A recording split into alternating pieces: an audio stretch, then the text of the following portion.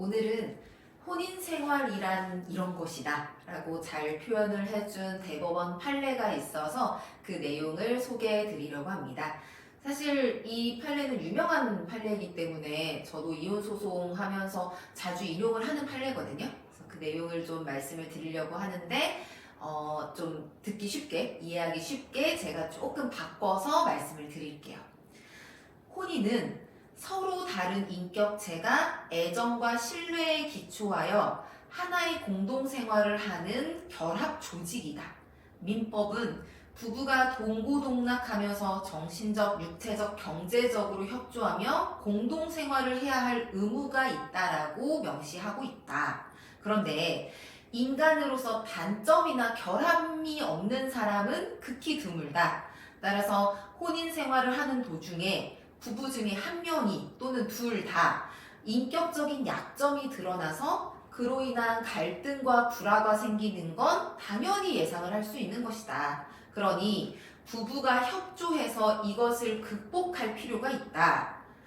혼인 생활에 그런 문제가 생기면 부부는 공동생활을 하는 결합관계를 우리는 유지를 해야 한다 하는 의지를 가지고 각자 애정, 이해, 자제, 설득을 통해 이것을 극복하기 위한 노력을 할 필요가 있다. 그렇다면 배우자 중에 한 명이 성격적인 결함이나 비판받을 행동을 해서 혼인의 안녕을 해야 하는 갈등이나 불화가 일어났다라고 해도 당장의 이 혼인관계가 치유할 수 없는, 당장의 이 혼인관계가 회복하지 못할 파탄에 빠졌다라고 볼 정도가 아니라면 이런 갈등이나 불화를 치유해서 원만한 혼인관계를 유지하기 위한 노력의 의무는 두 사람 모두에게 있다라는 것입니다. 제가 최대한 조금 풀어서 말씀을 드린다라고 했는데 이게 잘 됐나요? 잘 됐는지 모르겠는데 사실 판례는 단순한 성격 차이나 어떤 단편적인 사건만을 가지고는 이혼을 하기에는 어렵다라는 내용의 판례이거든요. 그래서 이런 사유로 이혼을,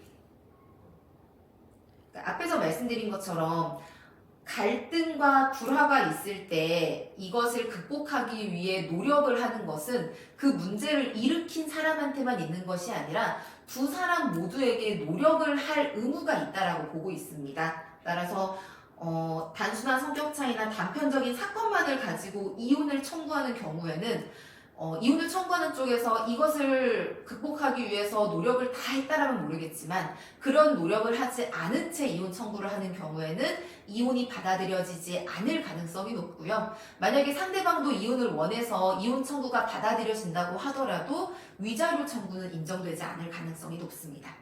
결국 인간에게는 단점이나 결함이 있는 것이고 이것으로 인해서 갈등이나 불화가 생기는 것은 당연히 예상이 되는 일이니 두 사람 모두 열심히 노력을 해라 라는 거죠. 저는 이제 이 판례를 처음에 읽었을 때 너무 감동을 받았었던 터라 이 감동받은 판례를 함께 공유하고 싶어서 오늘 말씀을 드렸습니다.